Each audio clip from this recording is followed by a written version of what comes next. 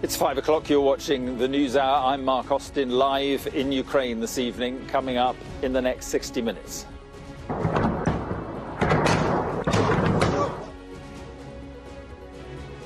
Humanitarian hypocrisy. Russia carries out fresh attacks in Ukraine despite a third attempt at a ceasefire. Vladimir Putin is accused of immoral tactics for only clearing safe routes that lead to Russia or to Belarus.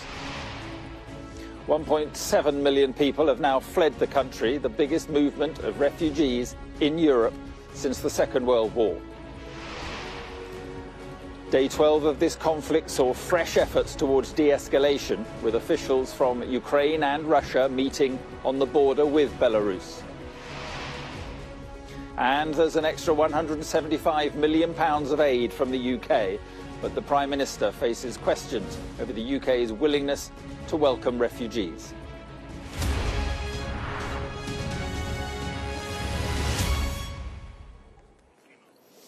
And good evening from the city of Lviv on day 12 of this war in Ukraine. Efforts towards a ceasefire once again failed today, with Russian shelling preventing the evacuation of major towns and cities here. Russia's President Vladimir Putin was also accused of setting immoral conditions on so-called humanitarian corridors for anyone trying to escape this country. That's because the only route out of it that he was willing to clear led back to Russia and its staunch ally, Belarus. On the ground, the UK Ministry of Defence says Russian forces made minimal advances over the weekend, and there's evidence of Ukraine fighting back in some locations. But Russia has continued massive air and artillery strikes on military and civilian locations in cities across this country. The assault has been particularly heavy in the southern city of Mariupol, and Russian artillery is now attacking Mykolaiv, the next stop on the route to the Black Sea hub of Odessa. The local governor there says tanks have been firing at Mykolaiv.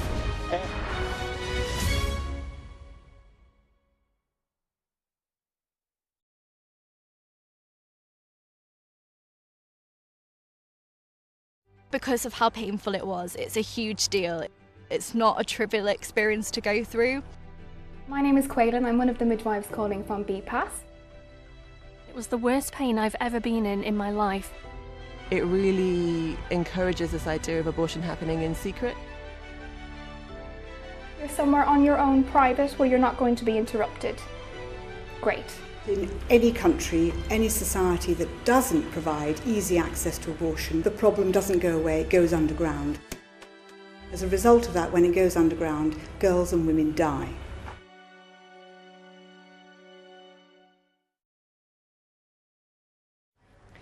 So this is the main entrance. When you come in, you'll be greeted, asked to clean your hands, and we'll take your temperature as well. Before the pandemic, you'd come somewhere like this if you needed an abortion.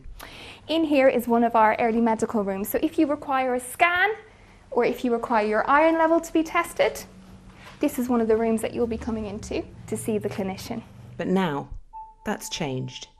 I had hot water bottles, painkillers, cups of tea. When the pain got too much, I went upstairs. The stomach cramps were honestly so painful, but it was just so nice to be in the comfort of my own home. Megan is one of an estimated 100,000 women, the first group in UK history to legally have abortions at home. The law changed temporarily in March 2020 with lockdown, and the change could be set to stay. It was basically like taking any other medication where you can see the risks and side effects, but with loads of extra hotlines and checklists just to make sure everything was safe. An at-home abortion is not as it might sound. The vast majority of terminations happen in early pregnancy, so before 10 weeks, which means no surgery is required. So when lockdown hit, telemedical service was set up, which meant that consultations could happen remotely, and pills were posted to women in need. And these are the pills that arrive through the letterbox. This is mifepristone, which previously had to be taken at a clinic. It ends the life of a fetus. And misoprostol, which is taken 24 to 48 hours later, which expels the pregnancy. By April 2020, a third of all abortions were now happening at home. Just 2 months later, this had jumped to more than half. The subject of abortion just isn't talked about very much, perhaps because it forces us to confront difficult issues around morality and ethics. But I think it should be talked about. We know that abortions are happening more and more. So I want to find out if our abortion laws are fit for purpose and, crucially, if the pandemic might just have triggered a revolution in abortion access here in the UK. The Royal College of Obstetricians and Gynecologists has been calling for at-home abortions for years. If I was organising your early abortion care, I would have to ask you to take the tablets in the clinic, and then you might start bleeding or having cramp and pain and much discomfort and embarrassment on your journey home. This means that women don't have to travel, don't have to be subjected to long waits and delays in order to obtain the abortion. I'm hiring up the bed, this is just for my back. We know that for every week that a pregnancy increases in gestation, the risks go up. I work in an area that has quite a large South Asian population. A lot of young women are not supposed to necessarily be sexually active. If they do get pregnant out of wedlock, that can be, you know, a threat to their home situation. So there's some cold gel coming. So especially with COVID, where there's less excuse for people to sometimes be going outside of the home, really, really challenging to justify, you know, taking hours to go somewhere. Women travel from all over the UK to this abortion clinic in East London. Can I ask you to confirm your safe word for me, please, your security word? But they now provide telemedical abortions to 15 to 20 women a week. Great, thank you very much. I mean, there's very few positives to come from the last year, but I will say that the home use of mifepristone is top of my list. It has meant that it's normalised abortion care for women, basic reproductive health care. The law change has meant 80% of abortions took place before 8 weeks gestation in 2020, compared with 60% in 2019. Only 0.05% of women will suffer major complications. But 5% of women who have at-home abortions will suffer complications that may need follow-up treatment or surgery. That's been around 96 women every week, or 14 women per day. Women like Sophie. She asked us to change her name so she could remain anonymous. I'm a nurse and I know a little bit about what's normal, and it was not normal. There was so much blood coming. Sophie visited an abortion clinic in July 2020 and was allowed to take her abortion pills at home. I started to get really intense cramping and it was the worst pain I've ever been in my life. I couldn't move from the floor. My friend, who is also a nurse, was checking on me. I begged her to give me more cocodamol and ibuprofen, and then the next morning the bleeding started.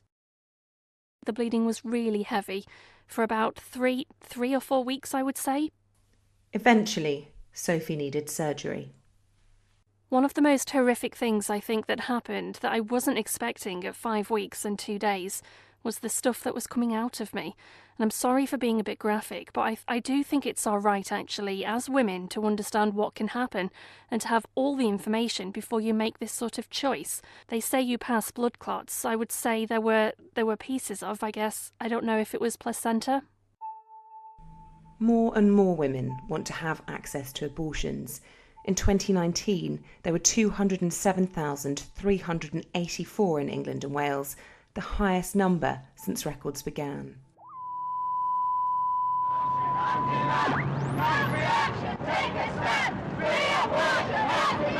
Abortion rights have been hard won. It's still actually illegal, although the Abortion Act in 1967 gave women in England, Wales and Scotland legal defences to end a pregnancy. Northern Ireland joined them in 2019. Wendy Savage was one of the first women to qualify as a consultant in obstetrics and gynecology at the London Hospital. Of course, I'm the last generation of doctors who qualified who saw women dying of abortion in this country. Our politicians don't recognise that if a woman doesn't want to continue with a pregnancy, she will do anything to get rid of it, even if that means she loses her life. Believe it or not, this house on a quiet residential street in North London is actually the site of the first ever family planning clinic here in the UK. It was opened by Mary Stopes 100 years ago. And of course, lots has happened since then, and it's interesting to think that if the law does change, many women may choose never to step foot in the clinic when accessing an abortion. And for some, that is controversial. Emily's attended prayer vigils outside abortion clinics and is now opposed to abortions at home. I don't think there's very much dignified about an abortion alone in lockdown. And I don't think that, we do women any kind of favour when, we encourage this kind of thing to happen behind closed doors. I think actually the whole telemedicine abortion, it really encourages this idea of abortion happening in secret. Christian Concern tried to legally challenge at-home abortions, but the Court of Appeal dismissed their case. Now they've gone to the Supreme Court with their appeal. Do you think it trivialises abortion? Do you think it risks making abortion a form of contraception? Here, somehow as a society, we've got to a place whereby we can send a couple of pills through the post to women that we haven't medically assessed, clinically assessed. We think that we can send them the pills by post, not seeing them. We think we can send them some painkillers, some really strong painkillers, and that it's okay. Giving these pills like it's nothing. It's not nothing. It's huge. I think that's absolutely crazy that you can't get contraception in the post, but you can get this pill, because this pill is really invasive. This is not like contraception. We mustn't trivialise this issue. It's life-changing for the mother. She will live with this decision for the rest of her life. And of course it's life-changing for the unborn child that never gets to see life. While abortion is not a zero-sum choice, it's costly. Dr. Kate Greasley's written 2 books on the ethics of abortion and is dismissive of such arguments. At the very, very least, it's quite an inconvenience, but there are lots of other things beyond that. It can be very painful. It requires recovery time, always. It can be emotionally difficult, not necessarily, but it can be. I think so to imagine that women will use this as just a form of contraception, to me suggests a limited comprehension of what abortion is actually like. Because of how painful it was, it's a huge deal. It's not a trivial experience to go through. And I think just because the pills by post service makes abortion more accessible, I don't think it means that it's easy to terminate a pregnancy. Thank you for calling Mary Stopes International. Christian Concern commissioned a mystery client survey which tests the ethical provision of medical products, and it did raise safeguarding concerns. We've got here that the first date of your last period was the 18th of May. Yeah, that's right. And you're pretty sure of that date? Yeah, I'm sure. There have been, well-documented cases currently that are, women have been able to access these pills well beyond the 10-week limit, and that there aren't any checks. So actually it's about safeguarding, not just safety of the procedure. The Royal College of Obstetricians and Gynaecologists says this happens in 0.04% of cases, and it hasn't resulted in any further complications. In a statement, MSI Reproductive Choices said, "We know we can trust women to make decisions about what is best for their individual healthcare needs. The 10-week limit is a regulatory limit in England, but it's arbitrary and not based on safety or evidence." For some people, telemedicine won't work because of maybe language issues, because of coercive control. It actually might be easier if they say they're popping out to the shops because their phone lines are monitored. For young people who don't necessarily have access to their own phone. So telemedicine cures or helps a lot of problems and barriers, but it's not going to be a solution for everybody. One important consequence of the temporary change in the law has been the disappearance of illegal abortion pills via the internet. The demand from women in England and Scotland and Wales has just dropped away. It just doesn't exist anymore. For Wendy Savage, a pro-choice trailblazer, it's a reminder of the risks women will take to end an unwanted pregnancy. I suppose the thing that really made me feel so passionate about it was that my own housemaid in Nigeria came to me and said that she was pregnant. She was 17. And I said, well, go home to your parents. I'm sure they will understand. And she went home to her parents. And she came back to Enugu and started to bleed from the mouth. I drove her down to the hospital, got back home, and I got a telephone call and she was dead. And it was so devastating.